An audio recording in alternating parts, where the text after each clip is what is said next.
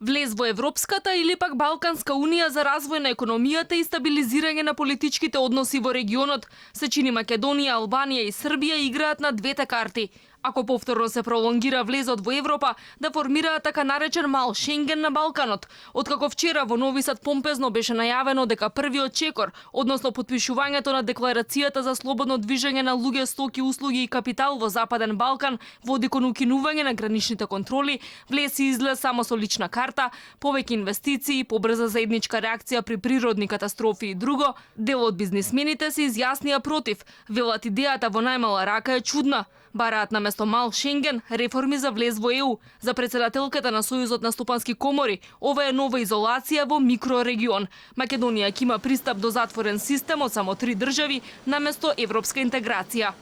Како да не ни беше доволно тоа што сме сегрегирани во гетото Западен Балкан, сега во уште помал формат ќе се изолираме во мал Шенген, со некаква илузија дека така економски ќе процветаме. По ретрограден став од овој одамна не е понуден. Мал Шенген е идеја која треба да згасне уште пред да се роди. Зошто би правеле вакви микроекономски сојузи кога целта треба да ни е да ги спроведеме структурните економски реформи, потребни да станеме дел од единствениот економски пазар, а не вечно да чекаме пред вратите на Европската унија како диво месо отцепено од интеграциите со утеха дека сме дел од некаков мал